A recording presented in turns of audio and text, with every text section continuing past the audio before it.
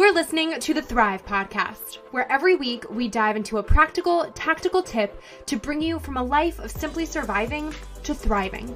It's personal development for the everyday girl who is done with coasting through her days, done with feeling like she's missing out on the deeper meaning of her own life, and done with mediocrity once and for all. Because it's not enough to simply survive. You deserve to thrive. Welcome back to Thrive. I could not be more excited to bring you today's episode with Kaylee and Kimberly of the beautiful bag brand Trafficking. It's our first three-way conversation on Thrive, and it is so fun and full of sisterly love since these two sisters run their business together. We talk about the brand they've built and the incredible cause they're benefiting right now, their best advice on working with family or your best friend and making that work, and also their thoughts on how we can help the next generation of girls since they spend time every single week mentoring middle schoolers. Also, great news, the girls of Trafficking are donating 100% of proceeds from now through the 15th to the A21 campaign to help fight human trafficking. This is an incredible cause, and their bags are just beautiful. I know because I have one myself, and it is so pretty and so functional. So please consider grabbing one or stocking up on holiday gifts while proceeds are still benefiting such an important campaign and conversation. Stay tuned through this episode. Drop it 5 stars if you like what you're listening to. And without further ado, welcome Kaylee and Kimberly. Hi. Hello. I'm so excited that you ladies are joining me on Thrive today. When you first reached out, I was absolutely stoked because everything about your company is just incredible. So for listeners who have absolutely no clue who you are or what Trafficking is all about, can you fill everyone in on what you do, who you are, and why we're here today? Yeah, absolutely. Well, first of all, we are so honored to be on your podcast. We are truly faithful listeners, and we've been following your blogs. This is really exciting for us. So Kaylee and I are sisters and partners of an e-commerce fashion brand, and it's called Trafficking. We design sustainable vegan leather handbags for the modern woman who needs her bag to be as adaptable as her daily schedule. And the best part about our company is that for every bag sold, we do dedicate giving back proceeds to the A21 campaign to help fight against human trafficking. That's awesome. And I want to make sure that we reiterate this too, because this is so cool that through, I think it's the 15th, right? It's 100% of proceeds are going to this campaign. That is, I don't know if I've ever seen a company actually do that, where it was like 100% of proceeds, every single penny is going to this campaign. So that is so incredible. And I just applaud you for that, because that is so important and so special. So what inspired you to start Trafficking, and what inspired you to really do like a do good component where you're giving proceeds to such an important cause? Absolutely. Well, Kimberly and I grew up always having just huge hearts for serving our community and for making women feel seen and heard and celebrated. We have just very encouraging spirits about us, and we love that. But equally, we have a lot of passion for travel and for fashion, and we always struggled to find ways to like bring that together where we could use our love for fashion and travel, but equally like take shallow components out of it and bring depth to making impact. So honestly, we started just really thinking about our talents and our gifts and our interests. And then when passion hit purpose, the whole brand vision for what we wanted to create and establish just exploded. That's awesome. And can you give everyone a little synopsis of what the A21 campaign is and does too? Because that's obviously who you're giving proceeds to. Yeah. So if people are like, wait, what's that? Sounds cool, but what is it? Tell us what it is too. A21 stands for Abolishing Slavery in the 21st Century. So it's a nonprofit organization that works globally to eradicate all forms of human trafficking, whether that be forced labor, sex trafficking, anything in that form. And they do that through their model is reach, rescue, and restore. So Kimberly and I actually kind of took their model and really wanted to incorporate that into our campaign. So a lot of their statistics and studies show that social media influencers are desperately needed to raise their voices and to bring awareness to this cause. It's a huge, powerful platform that we can start bringing awareness through. So we decided to launch this campaign to model their reach part of what they do. And so we do that through social media. And then the rescue is when we decided, like, we're going to just give it all and we're going to do 100% to rescuing these victims. And then actually a very exciting part of our campaign, which we're actually sharing with you first time right now, is that we are starting to pair with A21 on their aftercare program, which is the rescue component. And so we're actually, not only are we donating 100% of the proceeds, but we're actually finding sponsors to buy large quantities of bags. And then we're giving those to the A21 campaign to gift to the graduates of the aftercare program. So survivors that have gone through this entire aftercare, reach, rescue, restore model get to be given one of our Travel and Chic bags. And our purpose really is to show them that they are worthy and they're valuable, and we don't want to give them anything that's been used already. We want them to have just something that's brand new and fresh and kind of represents new hope for them in their journey. That is so cool. Oh my goodness. I have to take a hot second to shout out your website, because I mean, y'all, tell me this line is not the most beautiful phrase you have ever heard in an ad, because on your website you describe it as products that would not only weave beauty, functionality, and sustainability into one, but equally they would embody the same strength, grace, and resilience as the powerful women in the world that you admire most. Like, dang, I love that. That is so cool. Okay, so now I have to know, who do you both admire most? Oh gosh, so many women. It's hard to narrow it down in like the 10 seconds that we should. But obviously, like, we admire the women who started the movement for raising voices for not only women, but groups that are discriminated against. So the Maya Angelos, the Gloria Steinems, the Angela Davises, but also like the modern powerhouse women who are using their gifts to make a difference, like the Shonda Rhimes and Reese Witherspoons of the world. And then we have to give a shout out to Christine Kane, who is the founder of A21. And that woman, wow. I mean, she sacrifices everything day in and day out to bring freedom and to make our world a better place. So those are the characteristics that we just strive to bring into our brand. And those are the women, some of the women that we look up to.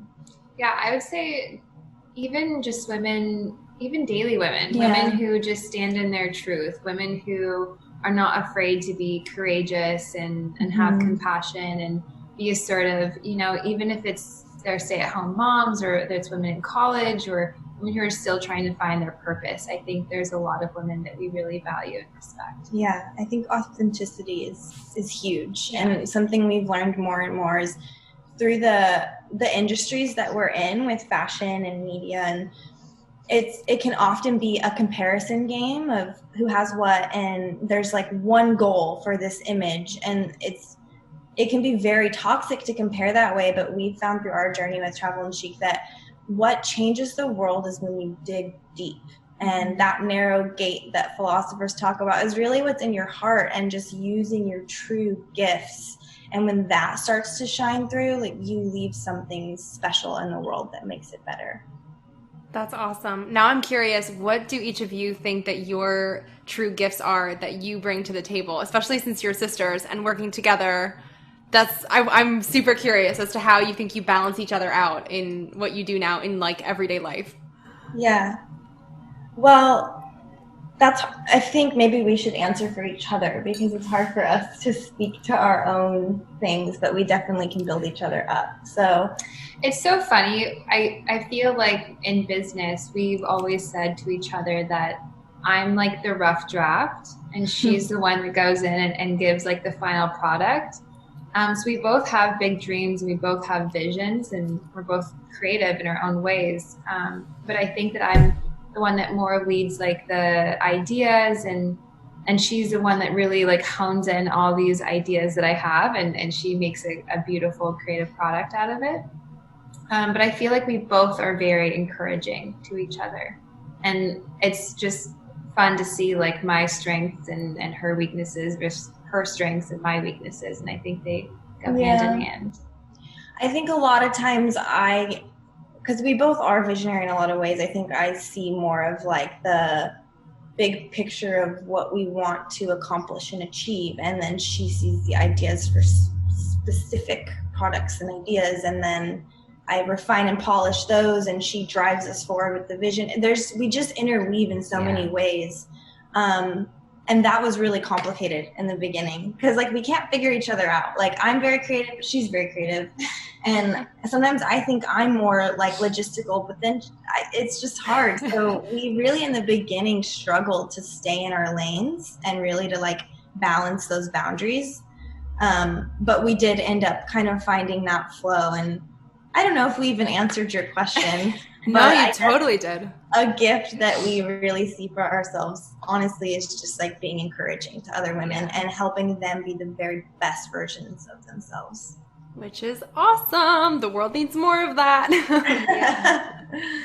I love that. So drop some business advice on us for really like any listeners who are sitting here now in awe of what you do, maybe wondering how the heck they also can start a business with their sister or their best friend, especially one that has fabulous product, fabulous cause. It's like you kind of have like the total package. So do you have any tactical business tips that you maybe wish you would have had when you were first starting out? Yeah, I mean, it takes a lot of hard work and patience when you're building a brand, and you would know firsthand, and especially in 2020 when you're starting out. But there's also a lot of opportunity right now for women to start their dream company. So I think the best advice that I would give when you're starting a brand is to create a product or a service that really provides value and impact to your customer. I think it's important to ask yourself, like, why do you exist? What problem do you solve? And why should people even care? I think for us, our brand, we wanted to create just not only great products, but we wanted to serve women and empower them in their daily lives and through the ways that we give back. And that's where our hearts truly felt called. So I think it's like a blessing that we, are stewarding this brand and, to create a good mission out of it. That's awesome. In that same vein, then, what advice would you have for people specifically on working with your sister or your best friend or maybe your spouse or other family member? Like, how do you obviously have identified really well, like, what each other's strengths are and where your gifts are, and you know each other so well. But how do you then take that into delegating the day-to-day responsibilities? Or how do you handle disagreements? Or how do you kind of create a work-life balance together so that it doesn't feel like it's just 24/7 talking shop? Yeah, man, oh my gosh. It's honestly a double-edged sword because in a lot of ways it really anchors your perseverance through it because, I mean, she's not going anywhere. She's my sister. But the level of rawness that comes through because we're so much more willing to say like really blunt things to each other than maybe we wouldn't be with other business partners. So trying to find that balance can be tricky, but yeah, I think when you're entering a business with your best friend or your family member, it's definitely like a marriage. And Kaylee and I from the beginning had to recognize our strengths and weaknesses, like we said. And it was a bit challenging for us in the beginning just because we did live together. We have the same friends. We do church life together. Like it was 24/7. Yeah. So we really had to practice communication. You're like, girl, I need a break. Literally. I was like, we gotta like establish like separate hobbies or something. Yeah, I think we've learned to like pivot quickly with like disagreements and learning to listen and validate each other, which is really important. And I think just respecting boundaries. We've had to learn how to put up boundaries of, there's a time and a place to talk about business and there's a time and place to put it away and not bring it home. Yeah, because I'm a very structured person and I like to be on a schedule, and Kim's the type that will walk into the kitchen at 11:30 at night and be like, hey, so do you want to talk about this? I'm like, I have this idea. Or we should really get on this giveaway. And I'm like, dude, I'm trying to have tea and go to bed. So we really had to like talk to me at 9 a.m. tomorrow. About work-related things from these hours. which is tough. Yeah, but all in all, I mean, it's been such a fun ride. Like, we have the craziest memories of like flying to Hong Kong together and being a part of product development and doing fun photo shoots and speaking on stages and even doing this podcast. So I honestly wouldn't want to do it with anyone else. Aww. Same. That's awesome. Can you imagine that was like, not me. I really wish I could do this. Like, oh, sorry to break it to you, Kim, but this is it. No, we're blessed, honestly. That's awesome. I know you both also spend time every single week mentoring middle school girls, which I think is just awesome and something that I wish I had back in the day when I was in middle school, because I was bullied really badly in middle school, like around 4th to 6th grade-ish, and I'm sure many of our listeners can also agree that middle school basically just sucks. Yeah, so it does. Oh yeah, did anyone emerge out of middle school unscathed? Like, I think that it's like the ring of fire, phoenix from the ashes. But what I'm really curious, since you do this so often, what kinds of things do you see middle school girls struggle with the most nowadays? Because I'm sure it's so different than it was when we were in middle school, especially thanks to technology and social media.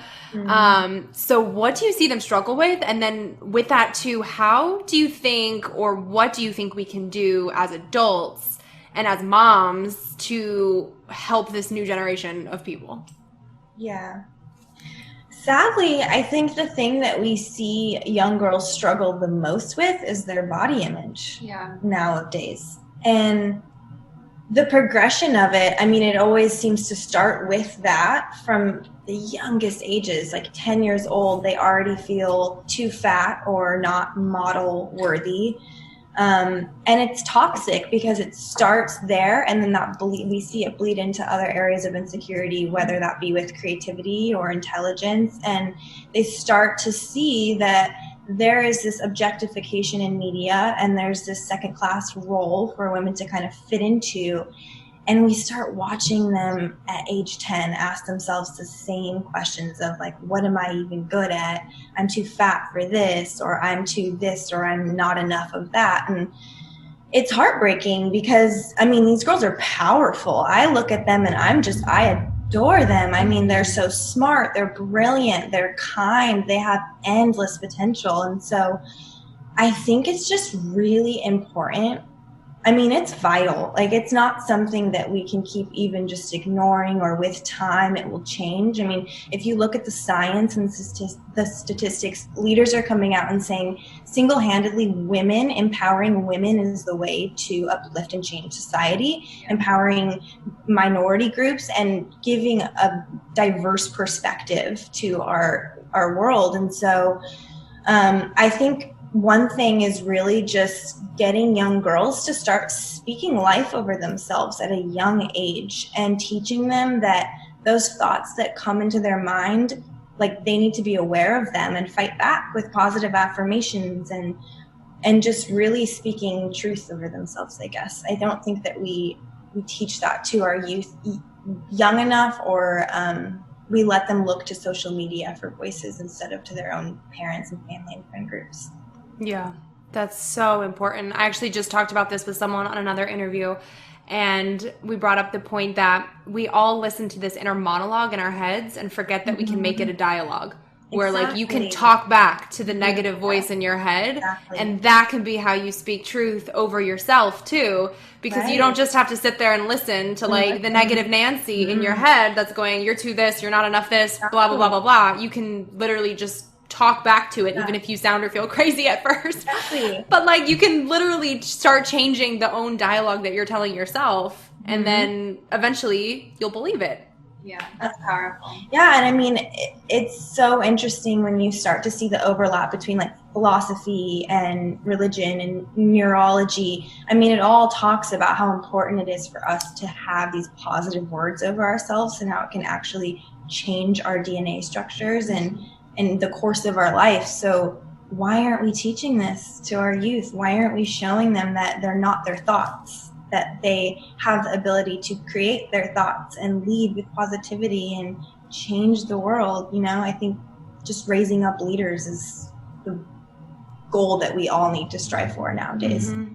And it seems so scary and sad too, because I just think of how even grown women like us can still fall victim to comparison, or kind of go on your Instagram feed and you immediately start, you get down on yourself or anxious or have these negative feelings 100%. as a grown person who is pretty much developed and in control of your feelings. Yeah. So then you put that in front of a 10-year-old and like, holy mackerel, you just know that there's nothing good that's going to come from that. Because if we're falling victim to something like that, or still struggle with it and have to constantly battle against comparison or anything like that, oh my gosh, this generation that grew up with this, it's like it's all consuming and all encompassing for them. Right. It's horrible. It's almost like it's inevitable and impossible for them not to fall victim to it. I mean, yeah, to your point, we're grown adults who are pretty firm in our ways, and we're not as easily influenced. And then you take a 10-year-old whose brain is so malleable and can be manipulated in so many ways. It's like we need to be protecting their minds and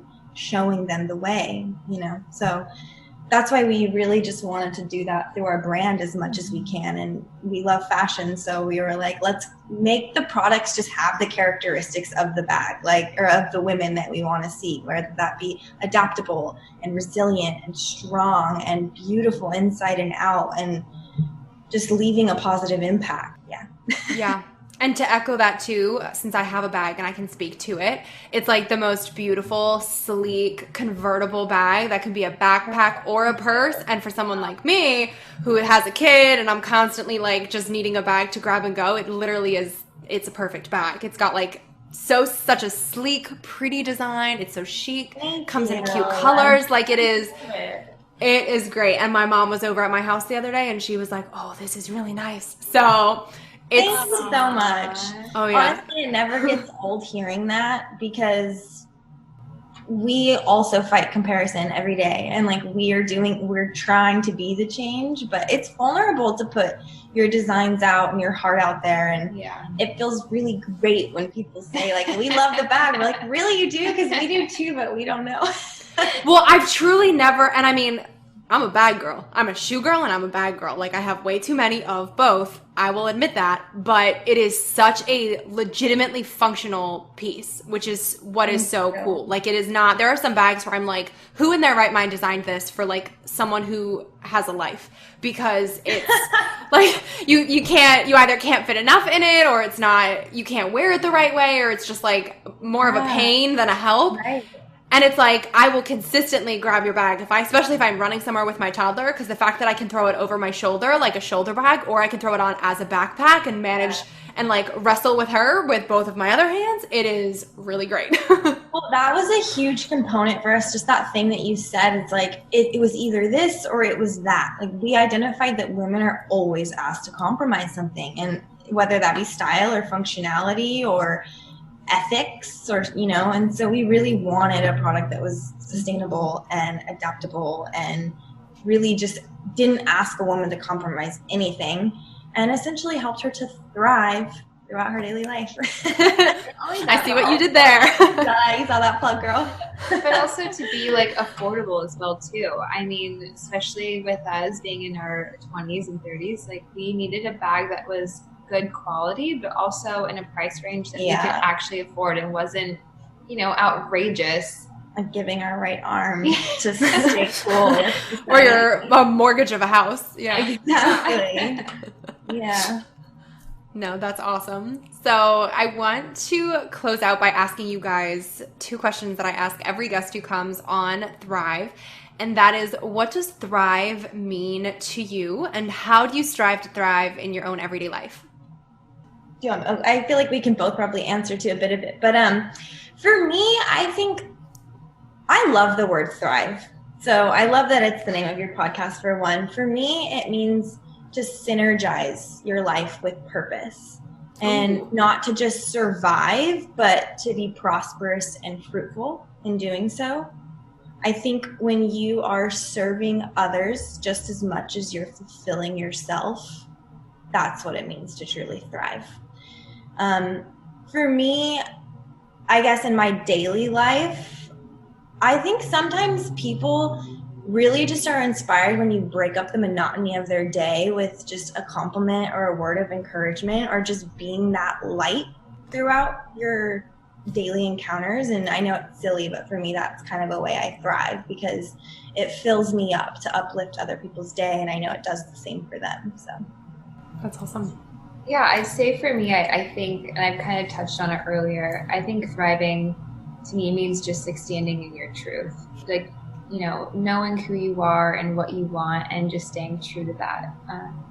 And I think throughout my daily life is not just focusing on thriving in a career, but it's also like thriving spiritually and thriving in my relationships that I think are just as important. So yeah, having a daily balance is, to me, that's thriving. Yeah, that's great. Yeah, all the pillars.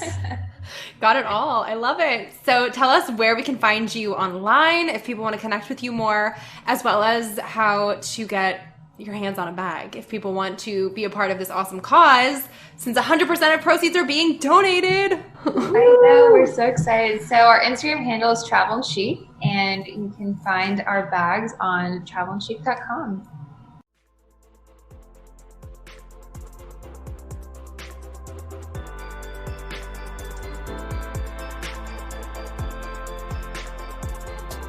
Wait, before you go, if you like what you just listened to, drop us 5 stars on iTunes. Make sure you're subscribed to never miss an episode of Thrive. And if you're on Instagram, snap a screenshot and share to your story with what episode you're tuning into, and tag me at Erica Lagenza with what part resonated with you the most. That way I can see what's helping you, and your friends can pick up a helpful tidbit too. Thanks for tuning in. It's your time to thrive.